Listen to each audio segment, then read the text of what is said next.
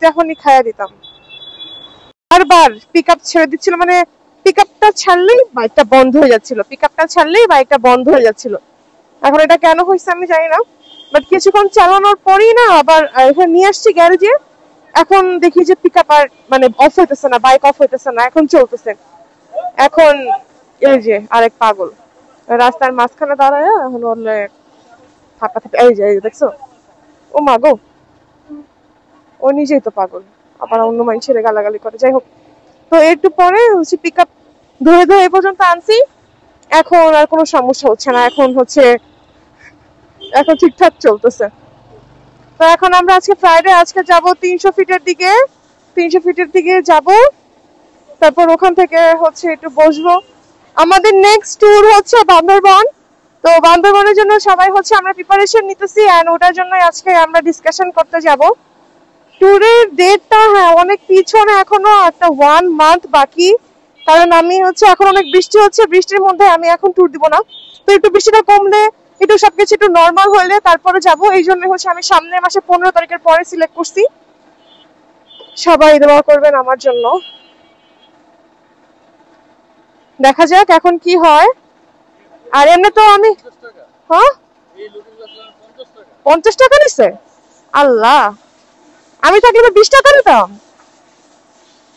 আসলে আমি না সব জায়গায় গিয়ে সবকিছু কমে করাই, ও সবসময় শুধু বেশি বেশি করায়। এখন হচ্ছে আমরা আজকে মানে আমরা বেশি, আমি অলওয়েজ অনেক বাইক নিয়ে ট্যুর দিই না, আমি খুব কম কম বাইক নিয়ে ট্যুর দিই। কারণ একটা কমফোর্টেবলের একটা ব্যাপার আছে, খুব ক্লোজ কেউ না হইলে ওদের সাথে ট্যুরে যাই না। তো এই জন্য আজকে যাচ্ছি এই ব্যাপারে কথা বলতে, যে আমরা কিভাবে কি করব, কিভাবে কিভাবে যাব। কারণ প্ল্যানটা আসলে আমার করা, তো তো এই জন্য আরো সবার একটু বেশি কনফিউশন আছে, কে কিভাবে যাবে, কে কিভাবে মানে কার পিছনে উঠবে। এই কারণে আজকে আমরা সবাই কথা বলবো। আজকে নাকি ফ্রাইডে, আর আজকে রাস্তায় গাড়ির যে পরিমাণের প্রেসার, ও মাই গড, ছাত্রীর অভাব নেই। আর একটা আছে বাস পিছন দিয়া হর্ন দিতে দিতে সবার মাথা নষ্ট করে ফেলতেছে। মানে ও পারবে না সড়ক দিয়ে, না ও আকাশ দিয়ে উঠতেছে।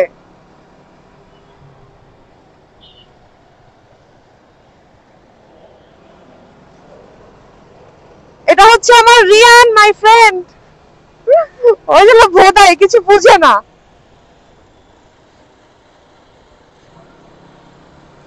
কয়দিন আগে অ্যাক্সিডেন্ট করছে।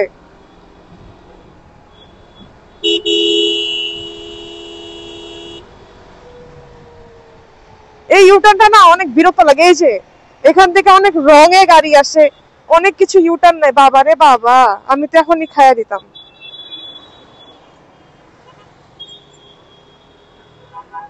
এখনই একটা দুর্ঘটনা ঘটতো যদি আমি ভালো মতো ব্রেক না করতে পারতাম। আসলে ব্লগিং এর ইয়েতে থাকলে বোঝা যায় না আসলে যে কে। আমি ইন্ডিকেটরটা নোটিসই করি নাই ওনার ওই ট্রাকের। আমার সাথে যে কত কিছু হয়ে গেল। একজন আমাকে, এই লোক আমাকে চাপ দিল, আমি অন্যদিকে পড়লাম, পাটা উঠাইলাম, দেখে একটা গাড়ির ইয়ের সাথে বাড়ি খাইলাম। কি আজব কাহিনী, আর কি আজব রাস্তা, মানুষও আজব। মানে আমাকে মানে ওই যে ওই গাড়িটা চাপ দিল, এই যে গ্রিন কালার, এই যে রেড কালার যেটা, হুম, উনি আমাকে চাপ দিল, আমার উপরে পড়ে ধরছিল, আমি সাইড দিলাম, সাইড দিয়ে আমি ডানে কাটলাম, পাটা উঠালাম, দেখি একটা গাড়ির বাম্পারের সাথে বাড়ি খাইলাম।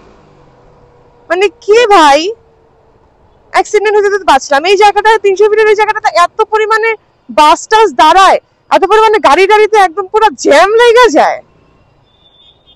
বিরক্ত হয়ে গেছি আমি এই জায়গাটাতে। আর অ্যাক্সিডেন্টে তো আমি বিরক্ত হয়ে গেছি ভাই, কিছু হইতে না হইতে অ্যাক্সিডেন্ট, যত সব ফালতু।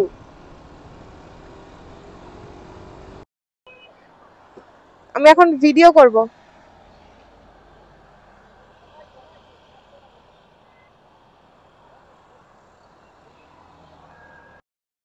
Always and all the time টাইমের মতোই 300 ফিটে কিন্তু 1 নাম্বার ব্রিজের পরে গিয়ে এখন সার্জেন্ট বা চেকপোস্ট যেটাই বলেন সেটা এখন বসে। তো আমাকে কখনোই ধরে না, আমি চাই যে আমাকে ধরুক,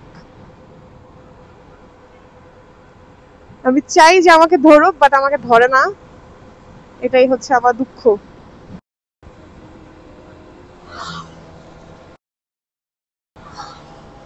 এই যে এগুলোর জন্য হচ্ছে অ্যাক্সিডেন্ট হয়, এগুলোর জন্য অ্যাক্সিডেন্ট করছি। মায়েরা বাপ, উপর সামনে গিয়া চেকপোস্টে গিয়া ভৈরা দিত, আল্লাহই জানে।